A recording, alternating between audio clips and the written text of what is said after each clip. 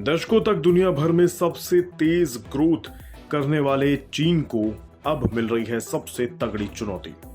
Growth के मामले में चीन को ये चुनौती अमेरिका, जापान या यूरोप के किसी देश से नहीं मिल रही है, बल्कि चीन को ये चुनौती उसका ही पड़ोसी मुल्क भारत दे रहा है। दुनिया भर के कारोबारी सप्लाई चेन, मैन्युफैक्चरिंग से लेकर मोबाइल फोन और चिप बनाने तक में अब भारत ने चीन को पछाड़ने की ठान ली है। कोविड के दौर से ही चीन पर पूरी दुनिया का भरोसा कमजोर पड़ा है और भारत को विकल्प के तौर पर हर कोई देख रहा है।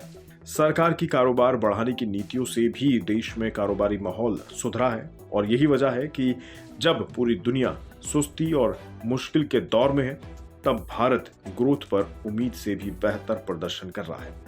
अब organisation for economics corporation and development यानी OECD ने भी अपनी रिपोर्ट में भारत को लेकर एक बड़ा दावा कर दिया है। OECD ने अपनी हालिया रिपोर्ट में कहा है कि भारत ग्रोथ में चीन को कहीं पीछे छोड़ देगा, यानी न सिर्फ 2023 में बल्कि 2024 में भी चीन के मुकाबले ऊंची ग्रोथ हासिल करेगा। ग्लोबल इकोनॉमिक आउटलुक रिपोर्ट में OECD ने अनुमान लगाया है कि 2023 और 2024 में भारत, चीन और इंडोनेशिया सबसे ज्यादा ग्रोथ हासिल करने वाले देश होंगे।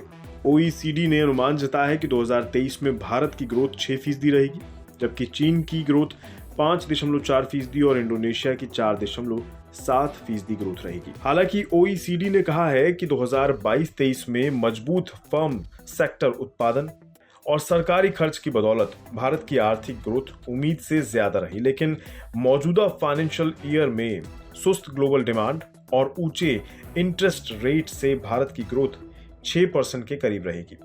OECD ने कहा है कि हालांकि मौजूदा फिजिकल की दूसरी छमाही में महंगाई में सुस्ती और मॉनेटरी पॉलिसी में ढील से आम परिवारों के खर्च में फिर से रफ्तार आएगी और इससे 2024-25 में भारत की ग्रोथ बढ़कर 7% पर पहुंच जाएगी।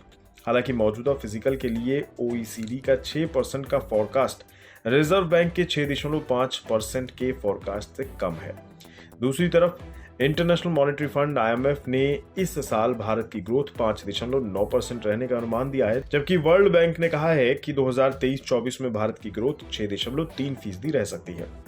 OECD ने कहा है कि चीन में एनर्जी की गिरती कीमतों, महंगाई में गिरावट और अर्थव्यवस्था को फिर से खोले जाने से चीन की ग्रोथ में रिकवरी आएगी।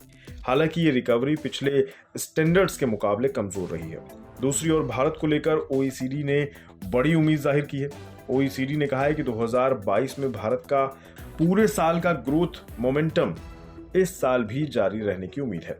एजेंसी ने कहा है कि 2024 के मध्य में रिजर्व बैंक ब्याज दरों में कटौती कर सकता है। 2022-23 में भारत की ग्रोथ 7.2% रही है और ये उम्मीद के मुकाबले कहीं अच्छी रहती है।